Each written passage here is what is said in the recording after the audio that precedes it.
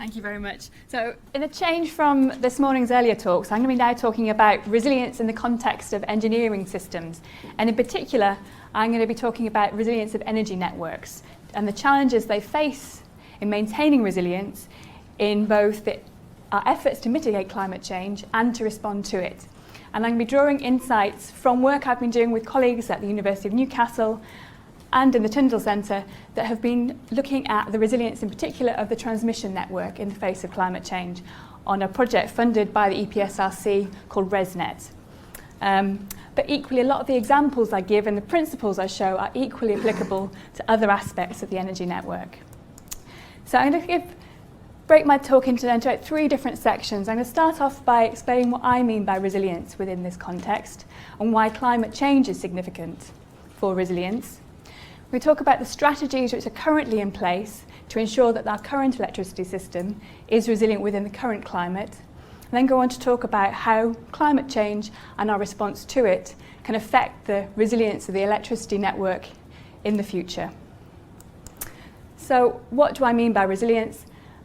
As you've seen earlier, there are lots of different definitions of resilience in the energy literature as well as all other literatures. So the definition I've used here is from my colleagues of ResNet, and they've defined it as the energy system's ability to anticipate, absorb and rapidly recover from an external, high-impact, low-probability shock. And in this context, those types of events might be these extreme, infrequent weather events such as storms, floods, drought, heat wave, etc. And why climate change is significant is that our current resilience strategies and our current energy system is designed to operate very successfully in today's climate, so the average weather we have now and the variability we see in today's climate. And it's also designed to be resilient to the types of extreme weather events we've had in the past. But what climate change is doing is it's going to alter these standard operating conditions. It's going to alter the average weather we can expect and the variability of that weather over time. And it's also going to increase the frequency and the magnitude of these extremes. And failure to anticipate these changes will reduce the resilience of that system. But our current system is pretty resilient. We very rarely experience power cuts. So there are a number of strategies which are used currently to ensure that that system is resilient within the current climate. And I'm going to talk through some of the different elements or components of a resilience strategy using the UK Government's Cabinet Office definitions here. So they talk about a resilience strategy having a number of components. These include resistance, the ability to withstand particular events, reliability, the ability of a system to operate around a range of different conditions, having redundancy or backup spares. If something goes down, that there is an alternative system to continue delivery of the service. And if all else fails, then there are contingency plans, response and recovery plans, which aim to get the system back up and running as quickly and safely as possible. And I'm also going to add to that the idea of societal resilience.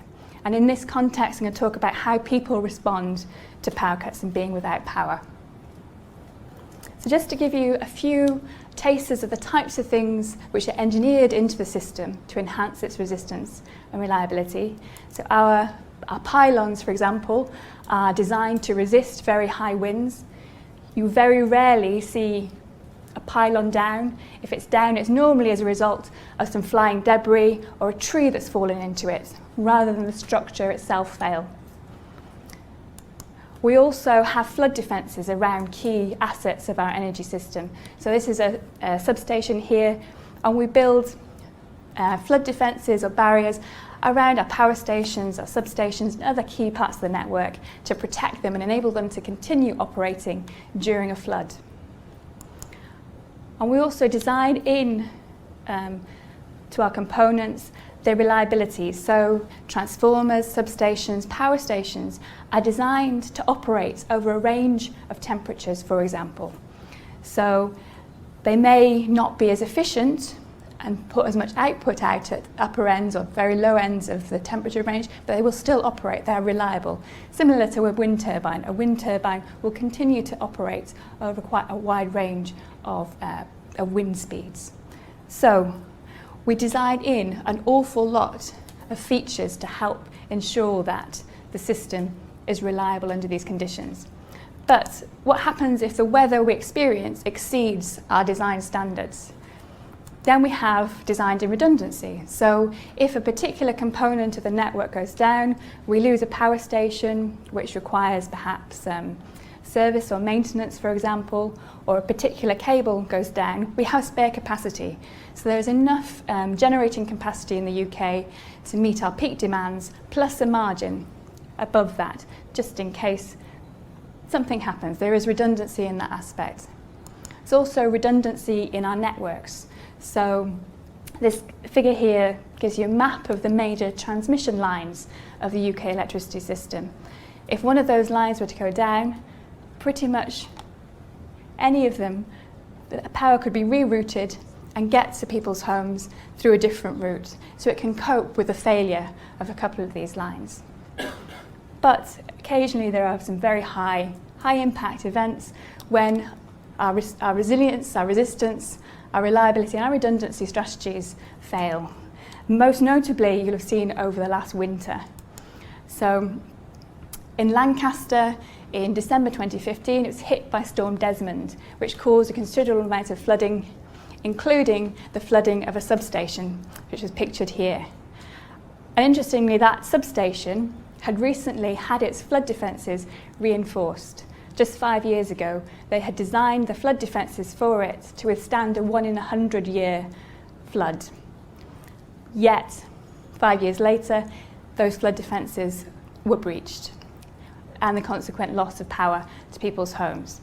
So in that context, a response and recovery plan was needed. And traditionally, these response plans will include having personnel, equipment, spare parts in strategic locations. So if a failure were to happen, they can quickly go and fix that problem. And they also need to coordinate, in this case with the emergency services, to ensure it was safe to go in and restore the power through this substation. So that would be liaising with the fire service, for example. They also have a strong communication strategy as part of this response recovery plan, communicating with customers and other people about what's happening, when they can be expected to be reconnected. And the final key element is that there is an emergency response for priority customers. And priority customers in this context are those who are perhaps more vulnerable to a power cut. Those who have medical equipment in the home which require electricity, those who are perhaps older, more vulnerable, aren't as mobile, and each individual on that priority customer list will have their own response plan. So it might be that a new backup generator is installed in their home, or they might have specific help that's taken in to help them cope and maintain their own comfort in their own home during that power outage. But generally, if we have a severe weather event, it doesn't just affect our energy system, it affects our transport systems and our communication systems. So a bit later in the year, Storm Gertrude hit Northern Ireland, and wind speeds were recorded there of up to 85 miles per hour. And 18,000 homes there lost power temporarily. And this picture here, if you can see it, shows that not only were the power systems down because of fallen trees, and in some cases fallen, not the pylons, but the kind of the wooden poles were blown over, but also the transport networks were affected. So part of that response and recovery plan needs to be getting access to the places that the engineers need to get to fix, to restore our power. So in this context, the response and recovery plans and our resilience is really dependent as well on the resilience of our transport networks and our communication networks as well. For the people who were hit by a power cut, societal resilience is also key. And I'm going to talk a little bit about some work conducted by my colleagues, Dr. Dana Abigarnam, Sarah Mander and Claire Goff, who looked at how households respond during a power cut, what techniques they use to cope. And they interviewed householders in West Wales and Anglesey who were hit by a power cut of up to 36 hours in, I think it's February of 2014. And they were in communities which were off the gas network as well, so tended to be a bit more reliant on electricity for certain services. So they wanted to explore how householders maintain their well-being during a power cut. They very much found that it depended on how prepared individuals were. People who had thought proactively about what they would do in the event of a power cut tended to already have torches on standby, these kind of portable Cala gas heaters. They may have deliberately chosen a cooker that had both gas, bottled gas, as well as electricity powering it, or they may have also a biomass or a coal stove at home as well, so they could continue to heat their homes and cook at the same time. And those that didn't already have them, when they knew that the power was going to be off for a while, quickly went out and bought these to try and maintain their well-being. And it was householders who had prior experience of power cuts, say they'd grown up in the 1970s and were experienced blackouts then, or they'd lived in a rural community for a while, which had had regular power cuts, that tended to be a bit more prepared. The ability of the householders also depended on their well-being, on their situation. So this might be, as I said, for our priority customers, whether they had medical needs, very young children, or older or less mobile. This affected their resilience to these power cuts. But the case studies we looked at have very strong community networks as well, and those community networks played a great role in enhancing those householders' resilience to those events. One thing that was most challenging was communication. So many of us at home now, rather than having that old kind of plug-in analog phones, we have these digital battery phones you can walk around with. And as soon as they lose battery power, you cannot use them anymore. Similarly, if your mobile phone runs out of battery, which is probably likely to do over the course of 36 hours, you're equally without communication from that aspect. So communication became a real challenge. And the only householders which were able to maintain that had jobs somewhere else. They were driving somewhere else to plug and charge their phones in and take them home again.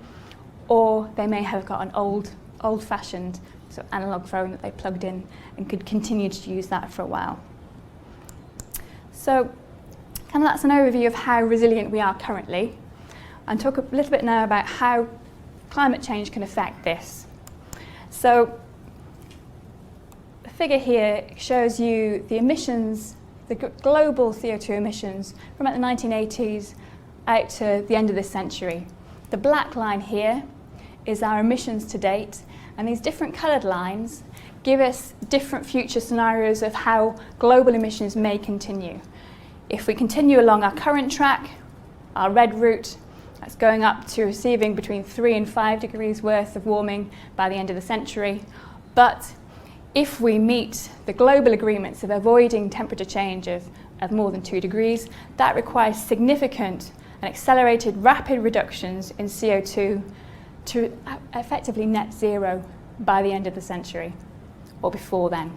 So our resilience strategies have to juggle where we think we may end up and make sure we're resilient not only to the idea that we might successfully achieve our targets, but also what if we don't? What if we miss those targets? So our climate impacts are likely to be things like intense frequency and intensity of heavy rain, so increasing the number of flood events, increasing our need for flood barriers, flood defences, raising those flood barriers, increasing the magnitude and frequency of daily temperature extremes. So previously we've not really had much of a problem from high temperatures on our energy network, but it is quite vulnerable to very high temperatures, particularly if they're prolonged. We're vulnerable to droughts, so any power plant which rely on river water for their cooling can be affected during the times of drought if water is not available. Mean sea level rise and increased extreme coastal high waters are going to affect all our energy infrastructure on our coasts, requiring the upscaling of our flood defences for our nuclear power plant, our gas terminals, our oil terminals, for example. And there are unknown changes of how climate change might affect wind speeds and storm frequency. But we know that from past historic observations, there have been some indications that the intensity of storms hitting the UK have been increasing. And this magnitude of these impacts and what we have to continue to be resilient to will depend on our future emissions and our location. We have different impacts in the south of England compared to Scotland. Additional challenges are to decarbonise our grid, to transform to a low carbon economy. We're moving towards renewable energy, which is by its nature dependent on our weather, so it increases the variability of that. If we use carbon capture and storage technologies, they require large quantities of water. So what are the ramifications for those technologies and those succeeds if there is a drought? And we're also increasingly moving towards the electrification of different energy services. For example, electric cars, electric heating system. And this further increases our reliance and dependence on electricity and the criticality of that infrastructure. And final challenge is how we adapt to these climate impacts. If we use air conditioning to provide cooling during these heat waves, or use desalination plants to provide us with fresh water to drink during droughts, if we install more flood barriers, more pumps, they all require significant amounts of energy, so increasing the amount of energy we need in the UK. And of course there are a range of different measures which are available to the energy system to enhance its reliability, enhance its resilience.